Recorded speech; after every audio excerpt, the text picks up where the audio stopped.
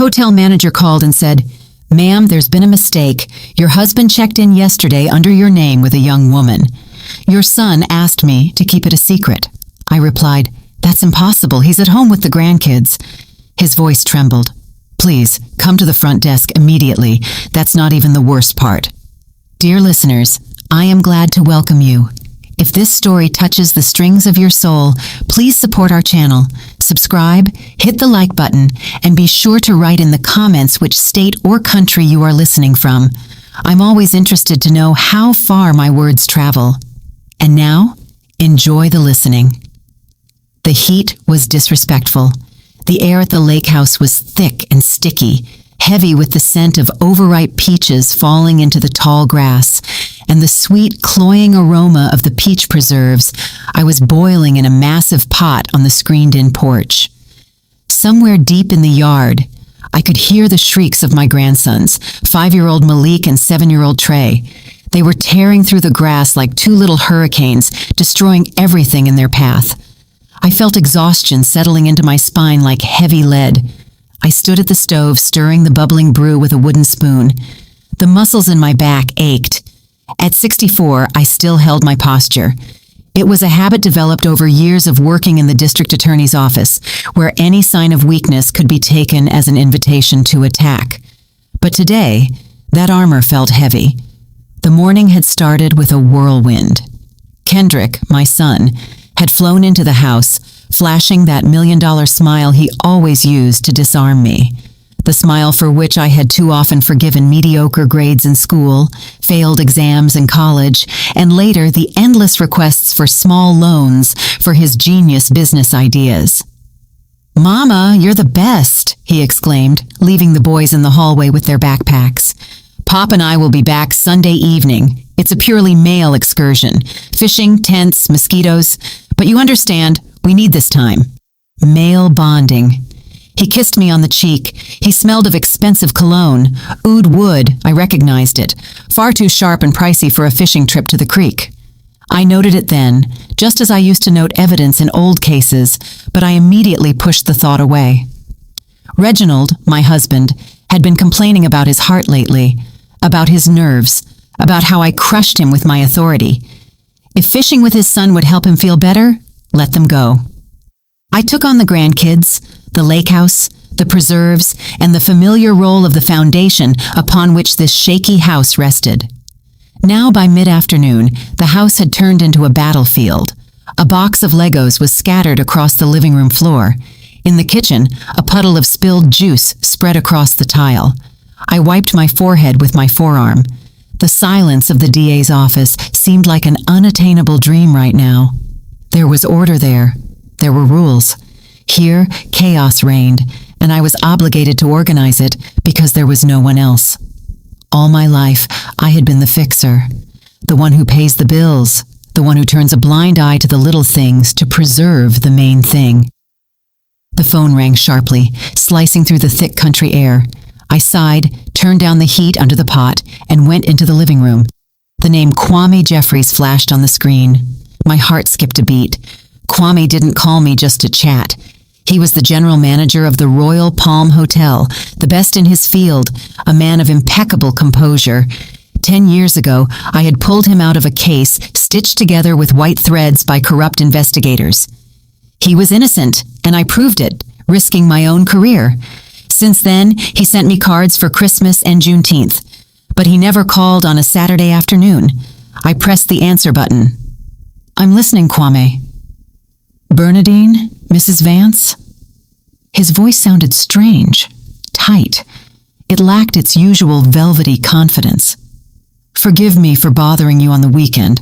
I know this is a violation of all privacy protocols, but my conscience won't let me stay silent. You've done a lot for me. I can't do otherwise." I felt a cold knot tighten in my stomach, a familiar feeling, the harbinger of trouble. The prosecutor's instinct woke up instantly, pushing the fatigue into the background. "Speak, Kwame, clearly and to the point." "Your husband, Reginald Vance. He is here, at the Royal Palm." I involuntarily chuckled, looking out the window at the overgrown garden. Absurd. Kwame, you're mistaken. Reginald is fishing with my son. They left for the lake this morning. It must be someone who looks like him. Bernadine, he interrupted, and in that boldness, there was so much anxiety that I fell silent. He checked into the presidential suite half an hour ago. The registration was made under your passport, or rather, using your passport data. I froze. The room became very quiet. Only the ticking of the old wall clock marked the seconds. What do you mean, under my passport? I'm here, Kwame, and my ID is in my purse. He's not alone, Kwame continued, ignoring my objection. There's a woman with him, young. At first I thought... Forgive me. I thought it was you when I saw them from the back in the lobby. She's wearing your coat, that camel-colored cashmere one you wore to the mayor's gala last year, and she carries herself... She's copying your walk. The world tilted. The camel coat was hanging in the closet at our city apartment. Only I, Reginald, and Kendrick had keys to that apartment. This is some kind of joke. My voice turned icy. Reginald decided to throw a masquerade party? If only, Kwame exhaled. Bernadine, this isn't just an affair. 10 minutes ago, Kendrick called my personal number. Kendrick? My son is there too? He's waiting in the parking deck. He called and offered me money, a very large sum, to turn off the surveillance cameras on the 4th floor and wipe the recordings for the last hour. He said, the old lady won't find out anyway. She's at the country house messing with the kids, and we need to sign some papers without witnesses. At that moment, I heard something crash in the kitchen. It sounded like the grandsons had reached the cookie jar, but I didn't move. Inside me, where a second ago there had been fatigue and domestic irritation, an icy void was now expanding. Fishing. Male bonding. They hadn't just lied to me. They had used me as a babysitter to free up their time. But for what? Why would a woman wear my coat? Why register under my name? And why would Kendrick, my boy whom I had always protected from his own mistakes, need to disable cameras? Bernadine. Kwame's voice became firmer. You need to come immediately. What is happening in that suite isn't a romantic rendezvous. I see them on the monitors. You have to see this. I looked at my reflection in the hallway mirror. Gray hair pulled back in a messy bun. A house dress, face without makeup. Just a regular grandmother. An old workhorse, as Reginald liked to joke when he thought I couldn't hear. I straightened my spine. The fatigue vanished. Its place was taken by a cold, calculating rage. Kwame, I said quietly, don't turn anything off, and under no circumstances let them know you called me. I'm on my way. I hung up. The preserves in the kitchen seemed to be starting to burn, but it didn't matter anymore. My family had started a game, the rules of which they did not understand. They forgot who I was. They thought they were deceiving a retiree, but they had awakened the district attorney. I turned off the gas under the pot of preserves with one sharp movement. The sweet, cloying foam had already begun to settle, leaving burnt marks on the edges, a metaphor for my family life, which I seemed to have kept on the fire too long. 5 minutes later, I was pounding on the door of Miss Hattie, our neighbor. Emergency in the city, I said, trying to keep my voice steady. Issues with paperwork from the old job. The boys have eaten, but they need eyes on them. Can you help me out? Miss Hattie, a kind soul, just nodded, wiping her hands on her apron. Of course, Bernie, don't worry. Go on. I wasn't worried. I was turning to stone. The drive to the city took 40 minutes, though usually I spent an hour. I drove the way I hadn't driven in years, aggressively cutting corners, ignoring the pitiful screech of tires on the turns. My old, reliable SUV, which Reginald had long urged me to sell for something more status-appropriate, roared, sensing its owner's mood. Kwame's phrase played in my head like a broken record. She's in your coat. I didn't cry. Tears are for those who surrender or for those hoping for sympathy. I was driving to a crime scene, and at a crime scene, an investigator needs a clear head and dry eyes. The Royal Palm met me with its majestic facade, shining in the rays of the setting sun. But I drove past the main entrance with its liveried doormen. I turned into the narrow alley leading to the service gates. There, by the loading dock, which smelled of fresh laundry and expensive tobacco, Kwame was waiting for me. He looked aged since our last conversation, dark circles under his eyes, a tense line to his mouth. Seeing me, he stepped forward but didn't offer his hand. He understood that now was not the time for social gestures. "Mrs. Vance," he said quietly, opening the heavy metal door for me. "Thank you for coming so quickly." "Lead the way," I said briefly. We walked through a labyrinth of service corridors, past housekeepers with carts who shrank fearfully against the walls at the sight of the manager, and cooks carrying trays of canapes. My sneakers moved silently on the concrete floor. I felt like a ghost in my own life, a life that another woman was currently wearing 3 floors up. The security room was plunged into semi-darkness. A wall was occupied by a mosaic of dozens of monitors flickering with cold light.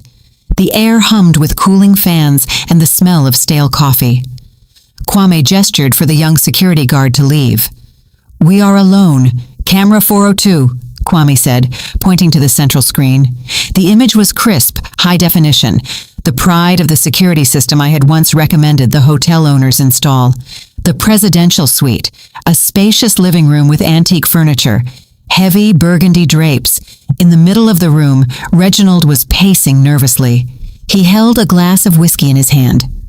I recognized that gesture, the way he swirled the ice before taking a sip. He was pale, his shoulders slumped, his jacket thrown onto an armchair. He didn't look like a happy lover, but like a man awaiting execution. And then she walked into the frame. My breath caught. It wasn't just a resemblance. It was a terrifying theatrical mirror. The woman was about my height, maybe a little fuller, but the cut of my camel coat, which she hadn't even taken off inside the room, hid that. On her head was a wig, artfully styled gray hair, exactly my hairstyle, the severe bun I've worn for 30 years. She walked to the table and leaned over. The light caught her chest, and I saw a flash of green fire. My brooch, an emerald set in antique gold, a family heirloom, my mother's gift for my law school graduation, a brooch that should have been lying in a velvet box in the safe of our bedroom. Reginald knew the code. Of course, he knew the code. I felt my fingernails digging into my palms until it hurt. He hadn't just stolen jewelry, he was stealing my identity. The woman sat at the table. Before her lay a tablet and a stack of papers. She picked up a stylus. Her movements were uncertain, jerky. She wrote something, erased it, wrote again. What is she doing? My voice sounded hoarse. Alien. Practicing, Kwame answered, not looking at me. He placed his hand on the audio control panel. Ready? This is the hardest part. I nodded. Kwame turned the dial. The static in the speakers was replaced by voices. The quality was perfect, as if I were standing right next to them. No, not like that, Reginald said irritably on the screen. His voice trembled with tension. Tanisha, you're putting the loop too early. Bernadine's signature is sharp. At the end, there's always a hard slash down like a whip crack. Try again. The woman, Tanisha, sighed. Her voice was younger than mine, rougher, with a slight accent she was diligently trying to hide. Reginald, baby, I've been writing for an hour. My hand is tired. Maybe that's enough? Right, he barked, and I flinched. I had never heard him yell at strangers like that. At home, he always played the role of the soft, agreeable intellectual. Thorne will be here in 20 minutes. Everything must be perfect. Give me the text. With intonation. Tanisha straightened up, adjusted the collar of my coat, and looking at an invisible point in front of her, began to speak. And with her words, the floor disappeared beneath my feet. I, Bernadine Olivia Vance, she began, trying to mimic my timbre, my pauses. Being of sound mind and memory, hereby transfer all property rights to the Vance estate, as well as general power of attorney over all my bank accounts, to my son, Kendrick Reginald Vance. She paused, peeking at a cheat sheet. Effective immediately. Due to my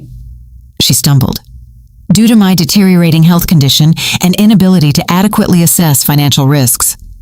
A deathly silence hung in the security room.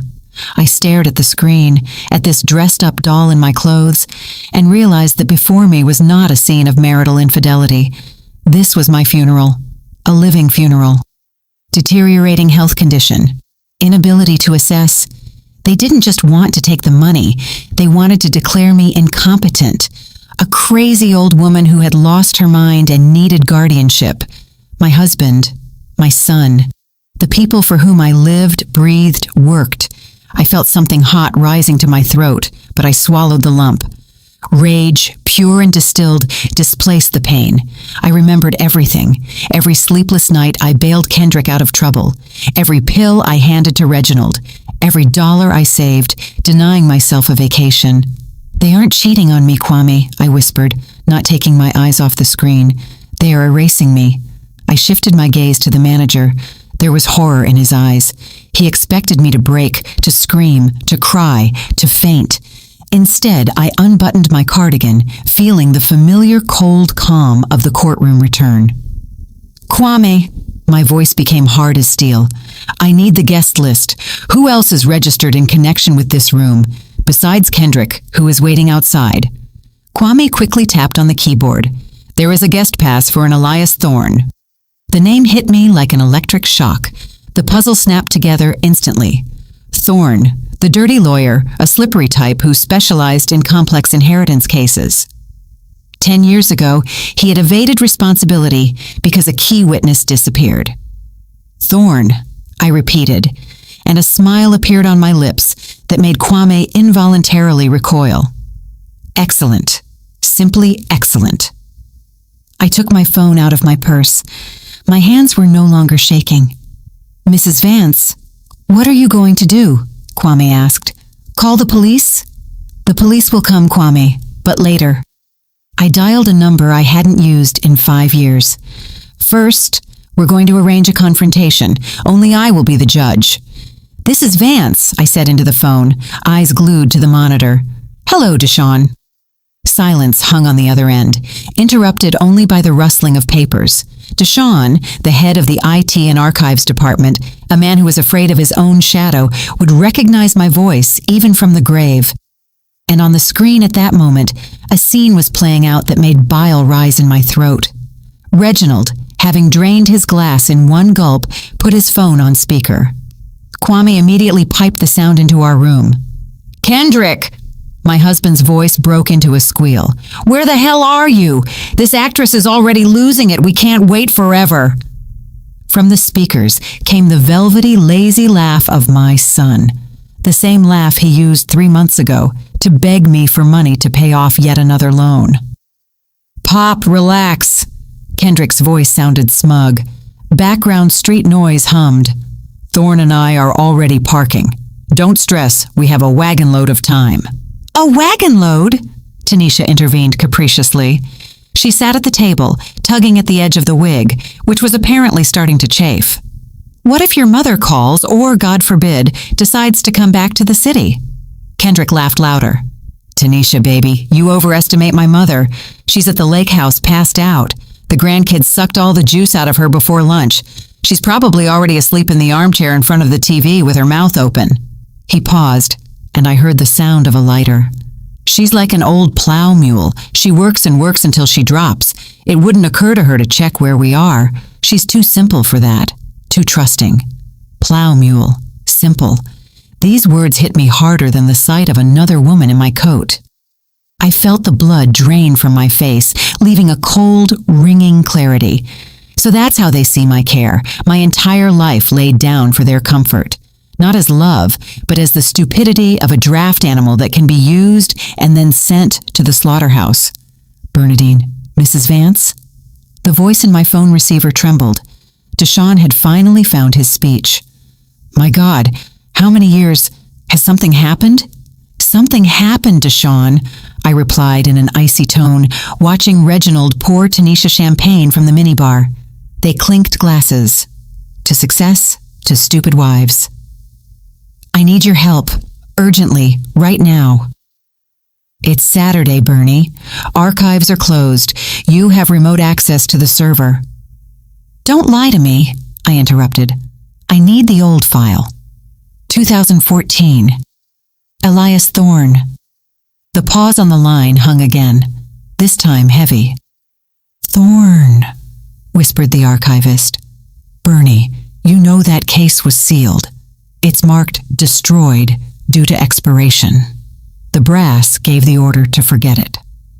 I remember who gave the order, Deshawn, and I remember that you are a man who keeps backups. You kept the scans of the interrogations that accidentally disappeared from the folder before the trial. You told me then, just in case, Mrs. Vance, suddenly the wind changes. The wind has changed. I saw on the adjacent monitor a black sedan pulling up to the hotel entrance. Kendrick stepped out, adjusting a jacket bought with my money. Following him, wheezing, emerged a heavy-set white man with a leather briefcase. Elias Thorne. He had aged, expanded in width, but I would recognize that shifting, predatory gaze out of 1,000. Bernie, if anyone finds out I accessed the Black Archive, I'll be fired without severance. If you don't send me the file right now, Deshawn, I will remind the Attorney General exactly who was on duty in the archives the night the originals went missing, and then firing will be your smallest problem. I wasn't bluffing. There was no threat in my voice, only a statement of fact. This was my element. Not the kitchen with preserves, not the garden beds, but this hard, ruthless bargaining where the currency is other people's sins. Deshawn sighed heavily. I could hear keys clacking. What exactly do you need? The fraud case involving the estate of Senator Jenkins' widow. I need the maid's testimony. The one where she claims the widow was under psychotropic drugs when she signed the deed. And the independent expert's conclusion on the forged handwriting that Thorne didn't notice. Give me 2 minutes, he surrendered, sending to your encrypted messenger. But Bernie, be careful. Thorne is a man with connections now. People with connections have bones that break just as loudly as everyone else's, I replied. I hung up. On the screen, Kendrick and Thorne were already entering the elevator. They were smiling. Thorne was telling my son something, gesturing actively with his free hand, and Kendrick was nodding obsequiously. They were rising to the 4th floor, straight into the set trap. Kwame looked at me.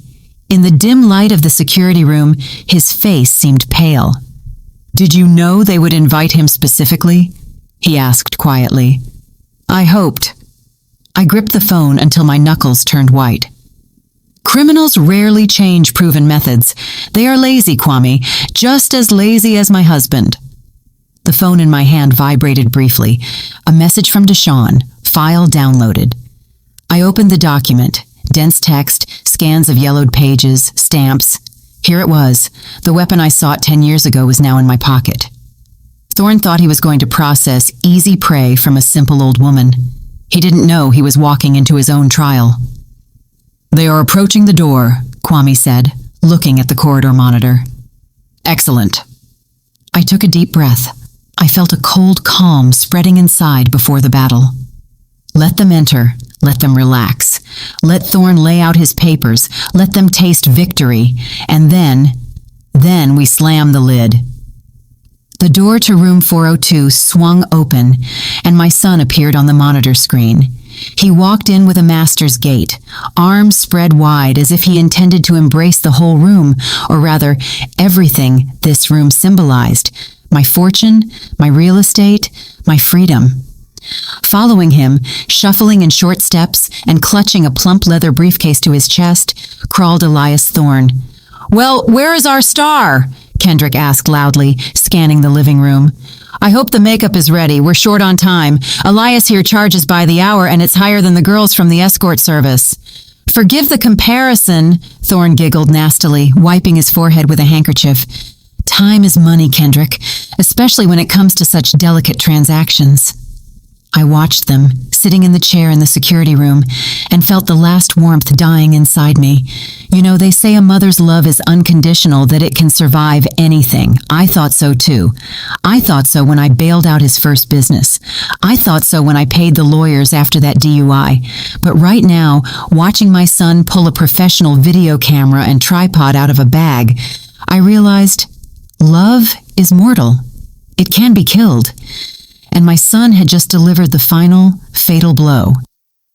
Why the camera? Reginald asked, nervously fingering a button on his shirt. He clearly felt uncomfortable in the notary's presence. For insurance, Pop.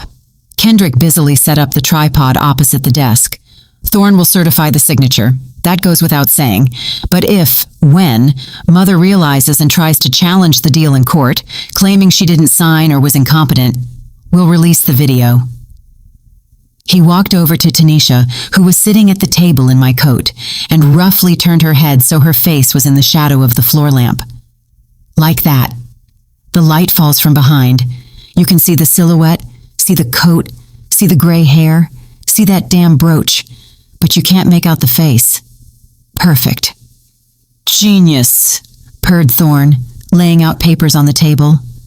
Official letterheads, deed of gift, general power of attorney, declaration of voluntary relinquishment of capacity in favor of a guardian.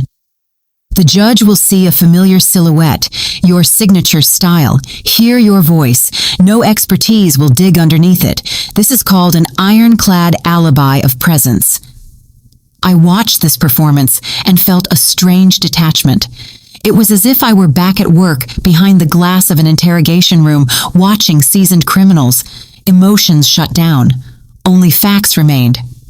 Corpus delicti, fraud on a particularly large scale, conspiracy, forgery of documents. My husband, my son, they didn't just want to steal the money. They wanted to expose me to the whole world, to my colleagues and friends, as a mad old woman who gave everything away and forgot about it. Kwame, my voice was quiet, but in the small room, it sounded like an order. Turn off the AC in 402. The manager sitting next to me flinched and turned to me. Excuse me? Turn off the climate control system in the suite and cut off the ventilation. Kwame hesitated for a second, but seeing my face, he nodded and quickly typed on his terminal keyboard. Done. System halted. The Royal Palm, an old hotel. The walls here are thick. The windows in the suite don't open for safety and noise insulation. And the heavy velvet drapes, which were now tightly drawn by Kendrick's order, created a thermos effect. Without a flow of fresh air, with 3 people and running equipment, the temperature in the room would start climbing very fast. On the screen, I saw Thorne begin the preparation. All right, Tanisha, darling, the lawyer tapped a finger on the paper. First here, full signature, slowly, confidently. Kendrick, is the camera rolling? Rolling, replied the son, looking into the viewfinder. Action, commanded Thorne. Tanisha picked up the pen. I saw her back tense under the fabric of my coat. She was hot. A synthetic wig, a wool blend coat in a closed room. In a couple of minutes, she would be unbearable. But I needed not just to make them sweat. I needed to sow panic, disrupt the self-satisfied rhythm, make the rats run around the cage. I took out my smartphone. In my time as DA, I dealt with the Cybercrimes Division. I knew how notification systems worked, and I still had a few specific apps our experts used for testing security systems, or let's be frank, for creating controlled provocations. I opened a spoofing app. In the From field, I typed DOJ Financial Crimes. I formulated the text message quickly, legally precise, terrifying. Attention! Unauthorized liquidation of assets detected on Vance Group accounts. Red code algorithm triggered. Biometric confirmation of owner identity required immediately. Financial monitoring. Task force dispatched to location. I selected Reginald's number in the contact list. My finger hovered over the send button. On the screen, Thorne was handing Tanisha the second sheet. Excellent. Now the power of attorney for the accounts. I pressed the button. 1 second, 2. In the suite, on the table next to the bottle of champagne, Reginald's phone beeped piercingly. It was an unusual ringtone, a harsh, alarming signal I had set for him for emergency alerts a year ago. Reginald jumped, nearly knocking over his glass. Who is that now? Kendrick threw out irritably, not looking up from the camera. Pop, silence that thing. We're recording audio. Reginald reached for the phone with a trembling hand. He brought the screen to his eyes, squinting. I saw the color instantly drain from his face, turning it gray like cigarette ash. "Kendrick," he wheezed. "Kendrick, stop! Wait!" "What is it?" The son impatiently waved his hand. "Tanisha, keep going. Don't stop." "Stop!" Reginald screamed so loud that Tanisha dropped the pen. He jumped up, knocking over his chair. In the stuffy room, where the air was already becoming heavy and stale, his panic was almost tangible. "Read this!" He shoved the phone under his son's nose. "Department of Justice. They're writing about a red code. A task force has been dispatched." Kendrick snatched the phone. I saw his eyes darting, reading the lines. Thorne, sensing something was wrong, stopped smiling and craned his neck, trying to peek at the screen. "What task force?" the lawyer squealed, his voice cracking. "Kendrick, you said the accounts were clean. You said the old lady didn't put any blocks on them." I don't know." Kendrick looked bewildered. Sweat broke out on his temples. The heat in the room was starting to act in unison with the fear. "Maybe it's spam? A mistake?" "What the hell kind of mistake?" roared Reginald. "It says biometric confirmation. They know it's not her." "Calm down," barked Kendrick, though his own hands were shaking. "Thorne, what does this mean?" Thorne was no longer looking at the papers. He was looking at the door. He began frantically gathering documents back into his briefcase. "It means, gentlemen, that the financial monitoring system triggered on large transactions. If the feds are coming, I'm not part of this. I warned you." "Sit down." Kendrick shoved the lawyer back into the chair. "Nobody is going anywhere. We haven't transferred anything yet. We're only signing papers." "It's hot," groaned Tanisha, pulling at the wig. Underneath, her hair was wet with sweat. "I can't breathe in here. Why is it so hot? I can't work like this. My mascara is running." "Put the wig back on, you fool," screamed Reginald at her. "We could be raided any minute." Chaos. I watched them and felt a cold satisfaction. They were scurrying around the luxurious suite like roaches when the kitchen light is suddenly turned on. The air conditioner was silent. The air grew thicker. Fear mixed with humidity stripped them of the ability to think logically.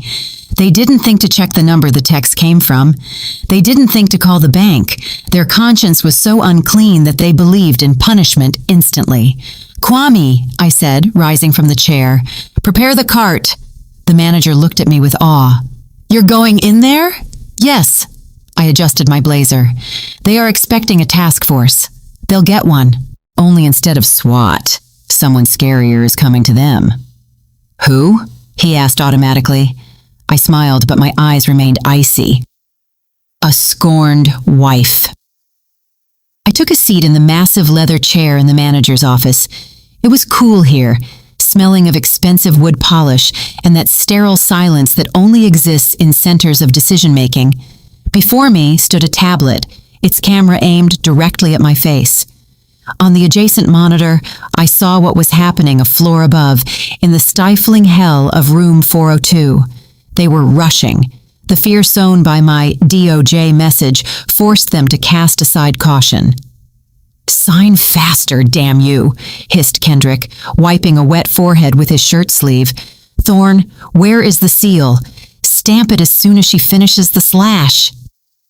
Tanisha, my pathetic copy, sat hunched over the table.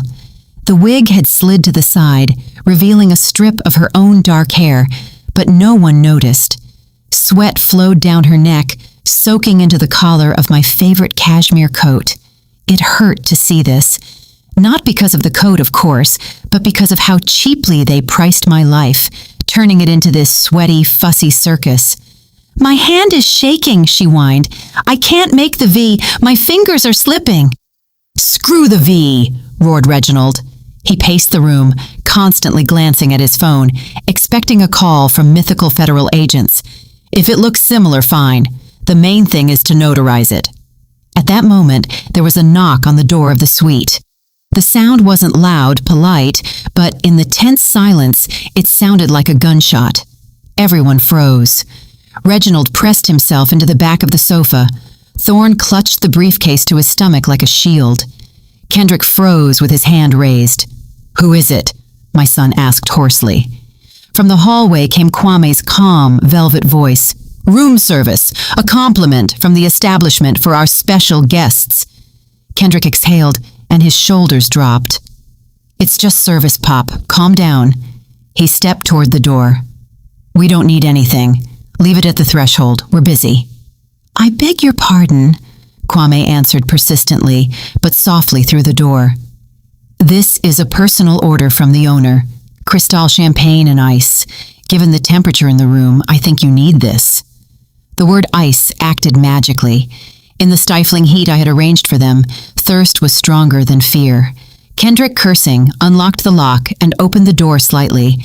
Kwame entered smoothly, pushing a serving cart covered with a snowy white tablecloth before him. On it towered a silver dish covered by a huge dome, a cloche. The shine of the metal was blinding in the semi-darkness of the room. "Faster!" Kendrick snapped, blocking Kwame from going further into the living room. "Leave it and get out. We are busy." "Of course." Kwame stopped the cart right in the center of the room, opposite the table where Tanisha sat, and the sofa where Reginald shook. "Just allow me to present," the chef insisted. In my office, I pressed the broadcast button. The green light of the camera on my tablet lit up. On the monitor screen, I saw Kwame grasp the handle of the silver dome with the theatrical grace of a magician. Thorne craned his neck, expecting to see caviar or fruit. Reginald licked his lips greedily. Kwame lifted the lid with a sharp movement. Underneath, there was no ice, no champagne, no appetizers. On the white napkin stood a black tablet on a stand. Its screen flared to life, and in the gloom of the suite, my face appeared. Close up, calm, without a shadow of a smile, with that very expression my subordinates in the DA's office called the Medusa stare. Silence hung in the room, denser and heavier than the humidity. It rang in the ears. I held the pause, gave them a second to realize, gave them time for their brains to try to find a rational explanation and fail. "That slash looks a little uncertain, darling," I said into the microphone. My voice, amplified by the tablet speakers, filled room 402, bouncing off the walls. It sounded everywhere. "Perhaps you should let the actual owner of the hand give it a try." The effect was instantaneous and devastating. Kendrick staggered as if he'd taken a physical blow to the chest.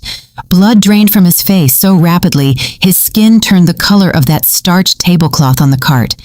He opened his mouth, but made no sound, just a pathetic wheeze. Reginald, my husband with whom I had lived for 40 years, dropped the glass of whiskey. Heavy crystal hit the parquet but didn't break. It rolled across the floor with a dull thud, splashing amber liquid. He looked at the tablet screen with animal terror, not with remorse, but with the terror of a trapped beast.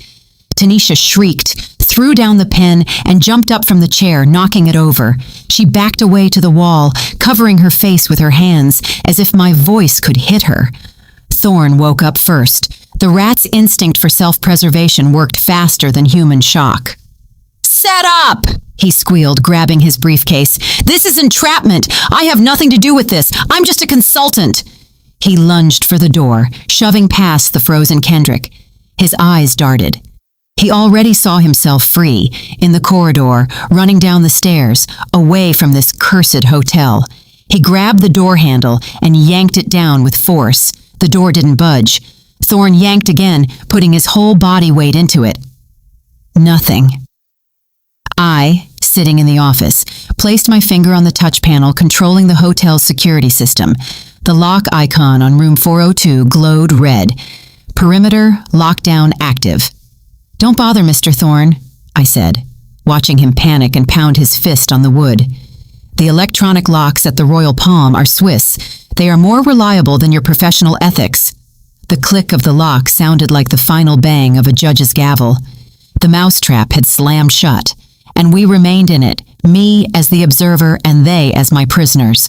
Only now, the walls of this cell weren't closing in around me.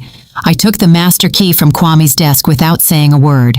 His fingers uncurled, releasing the white plastic as if it were a detonator. "Don't turn off the recording," I threw over my shoulder, walking out of the cool office into the corridor. The path to the elevator took 40 seconds. The ride to the 4th floor, another 30. I counted to myself, synchronizing my breathing with the rhythm of my steps. It was an old habit before entering the courtroom. Leave everything superfluous outside the door. Turn into a function, into the law-made flesh. The 4th floor corridor met me with silence. Thick carpeting muffled the sounds of my steps, but I felt the air here was electrified with fear leaking from under the door of room 402. I tapped the card to the lock. The diode blinked green, and the mechanism clicked, granting access. I pushed the door and walked in. The first thing that hit me was the smell. A mix of expensive perfume, spilled alcohol, and the sharp, sour scent of human sweat that always accompanies panic. It was stifling in the suite, like a sauna. The heavy burgundy curtains were tightly drawn, cutting off the world outside. A silent tableau froze in the room. Kendrick stood by the wall, breathing heavily. Red splotches covered his face. Reginald sat on the sofa, clutching his head in his hands, rocking from side to side. Tanisha, huddled in a ball in the corner, looked at me with wide eyes that held nothing but the desire to disappear. I didn't look at my husband. I didn't dignify my son with a glance. For me, they didn't exist right now. My focus was on one target, the professional who should have known better. I walked across the room straight to Elias Thorne. My heels clicked on the parquet inset of the floor rhythmically and hard, like metronome beats. The lawyer backed away, his hips bumping into the writing desk. He clutched the briefcase to his chest like a life preserver. But seeing my eyes, he understood. He was drowning. "Mrs. Vance," he began, his voice breaking into falsetto. This is a misunderstanding. I was misled. I assumed." I stopped a step away from him, took out my phone, unlocked the screen, and shoved it under his nose, brightness cranked to maximum. "Read, Elias," I said quietly. "Case number 48B, 2014, interrogation protocol of witness Betty S., the very maid whose testimony you so conveniently lost before the inventory of the senator's widow's estate." Thorne turned white. Sweat drops on his forehead merged into streams. He recognized this document. He knew this ghost was buried deep, and the fact that I held it in my hands here and now meant the end for him. "I have the original scans, Elias, and a motion to reopen proceedings based on newly discovered circumstances is already sitting in the drafts on the DA server. I just need to press one button." He shifted his gaze from the phone to me, then to the closed door, then back to the phone. His lips trembled. "Bernadine, I have a family. I have a license. If you walk out of here with those papers," I nodded at the table where the deed and power of attorney lay, "you won't just lose your license. You'll sit for about 8 years for fraud as part of an organized group." Thorne twitched as if shocked. He threw the briefcase aside, grabbed the stack of documents from the table that he had been preparing for signature just a minute ago, and with agility unexpected for his build, ripped them in half. The paper yielded with a crackle. He tore them again and again, turning official sheets into meaningless confetti that fell to the floor like dirty snow. "No papers!" he screamed, throwing the scraps toward Kendrick. "Nothing exists! I didn't notarize anything! I'm not participating!" He jabbed a trembling finger at my son. "It's him! It's all him! Kendrick Vance hired me! He said his mother agreed but couldn't come. He offered triple the rate for the call-out. I am a victim of deception." The silence following his scream was broken by Kendrick's heavy, rasping breath. My son peeled himself off the wall. He looked at the pile of torn paper on the floor, and I saw fear in his eyes replaced by something darker, uglier, pure, unclouded hatred. The mask of the loving son he had worn for years cracked and crumbled. "You," he hissed, looking at me, "you ruined everything." "Like always, I ruined it?" I asked calmly. "I stopped you from stealing my house?" "Your house!" Kendrick yelled, veins bulging on his neck. "Why do you need it? You're sitting on this money like a dog in the manger. You have millions in assets, and you're boiling preserves at the lake and driving an old Jeep. You just rot over the gold while I try to build a life." He took a step toward me. Reginald shrank deeper into the sofa, afraid to intervene. "I needed that money, Mama." Kendrick spat the last word like a curse. "To save the business, to get out of the hole. You wouldn't have even noticed half the accounts missing. You don't even check the balance. I wanted to save us all, and you selfish." I stepped toward him. He was a head taller than me, but looking into his face twisted with malice right now, I didn't see a grown man, but a naughty boy who broke a window and blames the ball. My hand flew up, a short, sharp movement. The sound of the slap was dry and whipping. It wasn't a blow of despair, not the hysterical gesture of an offended woman. It was a blow that puts a period at the end of a sentence, a verdict blow. Kendrick's head jerked to the side. A red mark instantly began to bloom on his cheek. He froze, gasping for air in shock. The silence returned, but now it was different, ringing with tension. "What business, Kendrick?" I asked. My voice was quiet, but every word fell into the silence like a stone. "Are you talking about that shell company, Vector M, you registered 6 months ago?" He slowly turned his face to me. In his eyes flashed real terror, not the kind at the sight of police, but the deep fear of a man whose darkest secret is exposed. "You thought I didn't know?" I continued, not taking my eyes off him. "You thought a former district attorney wouldn't see a classic money laundering scheme? You weren't building a business, son. You turned into a laundromat." I paused, savoring how his world was collapsing. "You gambled it away, Kendrick, and not at poker with friends. You owe the volatile syndicates in Atlanta, and they put you on the clock. You used my accounts to wash dirty money, hoping to cover your debts with the interest." Reginald on the sofa let out a strangled groan. Thorne froze with his mouth open. "You aren't just a thief, Kendrick," I finished, looking at the person I once carried in my arms. "You are an accomplice to organized crime, and today, your partners will find out the laundromat is closed. Permanently." The silence that followed my words about the syndicates was dense, almost tangible like cotton wool. Kendrick stood pressed against the wall, his face gray and lifeless. He knew I wasn't bluffing. He knew I knew names, dates, and sums. He was crushed not by the fact that his mother caught him stealing, but by the fact that his grandiose game of big businessman turned out to be a transparent cheap trick. And then Reginald stirred. My husband, who for the last 20 minutes had sat on the sofa looking like a pile of rags, suddenly straightened up. The instinct for self-preservation, the only thing he was truly talented at, kicked in at full power.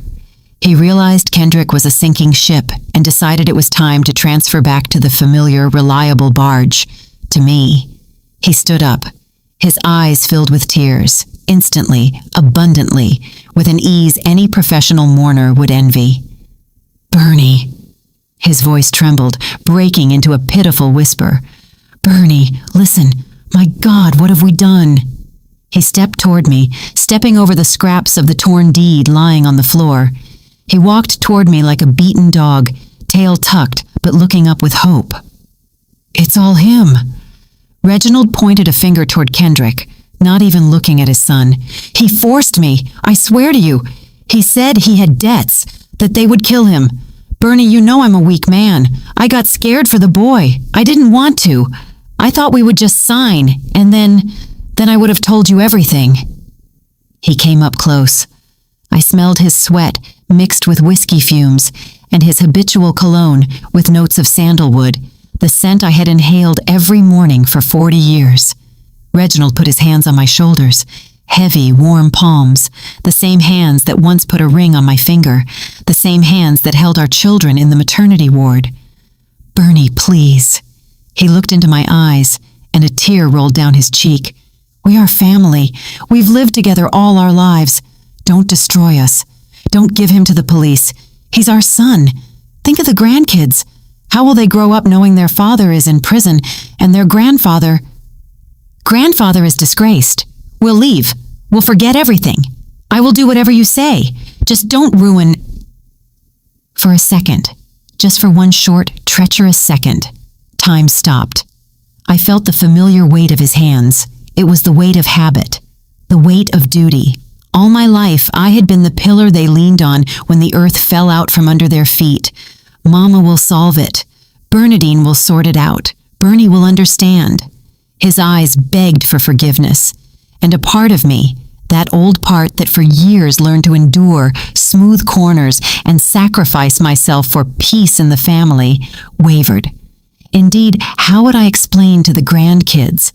How would I live alone in an empty house? Maybe just take the documents, scare them, and let them go. Pretend nothing happened just to preserve the illusion of a normal life. The room was so quiet I could hear the blood rushing in my ears. Reginald felt my hesitation. His grip on my shoulders became firmer, more confident. He already saw victory. He knew this button in me, the sacrificial mother button, and he pressed it with all his might. I took a deep breath. The air in the suite was stale, poisoned with lies. And then I looked over his shoulder into the corner of the room. There, pressed against the wall, sat Tanisha. A strange woman in my coat. On her chest, dull in the gloom, hung my mother's emerald brooch, an item Mama wore during the hard times of segregation, an item she bequeathed to me with a request to protect our family's dignity. Right now, that brooch was on the chest of a hired actress whom my men hired to declare me insane. Something clicked inside me, not loud like a gunshot, but quiet, like a light bulb burning out. The last thread connecting me to these people snapped. Pity vanished. Only disgust remained. I slowly raised my hands and took Reginald by the wrists. His skin was damp and sticky. I removed his palms from my shoulders. Not with a jerk, but carefully, yet with such irresistible force as one removes dirty laundry from oneself. Bernie? He blinked, not understanding. I let go of his hands, and they fell limply to his sides. I took a step back, creating distance. Sanitary distance. Don't touch me, I said. Quietly, calmly. Reginald froze. The expression of hope on his face began to change to fear. I turned away from him. I no longer looked at my husband or son. I looked at the actress. You, I said, looking her straight in the eye. Tanisha flinched, pressing into the wallpaper. I didn't know anything. I thought it was a prank, she babbled. Shut up, I cut her off. You have a choice, honey. A very simple choice. In 5 minutes, the police will be here. You can go down as an accomplice in an organized group. That's 3 to 7 years in general population. You won't need the coat there. They hand out jumpsuits. She sobbed, covering her mouth with her hand. Or, I continued, pointing to the table where the remains of the paper and the pen she dropped lay. You take a clean sheet right now and write a detailed witness statement about who hired you, about exactly what you were asked to do, about how they rehearsed forging the signature, about the fact that Notary Thorne was here. Tanisha nodded so fast, the wig slid sideways again. I'll write it. I'll write everything. I'll be a witness. I swear. Write, I ordered. Name, last name, date, and don't miss a single detail. She rushed to the table, pushing the air with her elbows, grabbed a sheet of paper that miraculously survived Thorne's tantrum, and began to scribble, breaking the pen tip. Bernie, Reginald called again behind my back. Now there was panic in his voice. Why does she need to write? We agreed. We are family. I slowly turned to him. At that moment, I felt taller, stronger, more monumental than ever in my life. I wasn't just a wife, I was Lady Justice, and the blindfold had finally fallen from my eyes. We aren't family, Reginald, I said. Family are people who protect each other. You are parasites, and I am an organism that has finally decided to heal itself. You can't do this, he squealed, losing the mask. I have nothing. All the accounts are in your name. The house is yours. You can't throw me out on the street at 65. I'm your husband. By law, half of everything is mine. I smiled. It wasn't a kind smile. It was the smile of a prosecutor pulling the ace of spades from a folder kept for the finale. By law? I asked. How good that you remembered the law, darling. I walked up close to him, forcing him to recoil. You probably forgot or never read carefully, but when we got married 35 years ago, my father insisted on a prenup. You laughed then and signed without looking because I had nothing but my parents' apartment and ambition. Reginald looked at me with glassy eyes. He really didn't remember or hadn't attached importance to it. In that contract, there is Clause 4.2, the so-called bad faith clause. I enunciated every word. If one spouse commits intentional acts aimed at causing financial harm to the other spouse or participates in a conspiracy to fraudulently alienate assets. I paused, enjoying the effect. The joint property regime is annulled completely. The guilty party forfeits the right to any share in assets acquired during the marriage. The silence in the room became dead. Kendrick stopped breathing. Tanisha stopped writing. Even Thorne, huddled in the corner, raised his head. You committed a felony against me, Reginald, I said softly, almost affectionately. You tried to steal my name and my life. Tanisha's witness testimony and video footage from the hotel cameras will prove the fact of conspiracy. Clause 4.2 is activated. Reginald opened his mouth, but couldn't say anything. He slumped onto the sofa, as if the air had been let out of him. I'm not just divorcing you, I finished, looking at the man who had become a stranger to me in an instant. I am evicting you. You leave here not with half my fortune. You leave with what you came into this room with, your suitcases and your son's debts. You leave with nothing. I turned around and walked to the exit, leaving behind the ruins of their greed. Kwame, I said loudly into the empty corridor, knowing he was listening. Call the police. The witness is ready. The police arrived quietly. The Royal Palm is a hotel that values its reputation even during catastrophes, so there were no wailing sirens or flashing lights slicing through the night darkness. Just 2 strict, unmarked cars at the service entrance and 4 officers who came up the freight elevator. Kwame worked flawlessly. When the elevator doors opened on the 4th floor, the corridor was empty. No curious eyes, no maids with phones. Just me, standing by the window at the end of the hall and the door to room 402, behind which my past life had collapsed. Kendrick was brought out first. My son, who an hour ago fancied himself a financial genius and arbiter of destinies, now looked like a deflated balloon. Metal shone on his wrists. He didn't resist, but he didn't lift his head either. Passing me, he slowed his step for a second. I expected him to say something, a curse, a plea, anything, but he just hunched over more and looked away. Shame? No. Rather the realization that the syndicate in Atlanta wouldn't be able to reach him in a holding cell. In some twisted sense, by putting him in jail, I saved his life. But he would never understand that.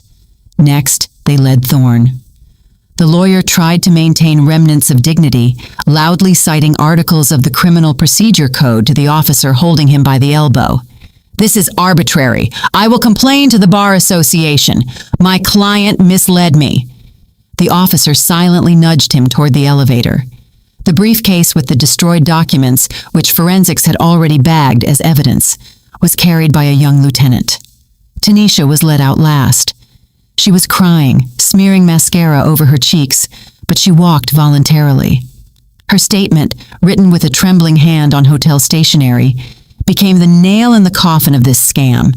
She received witness status, but she had to spend the night at the precinct. When the corridor emptied, I was left alone. I went down to the lobby 10 minutes later. The huge hotel lobby shone with gold and marble as if nothing had happened. In the center, by a column, stood Reginald.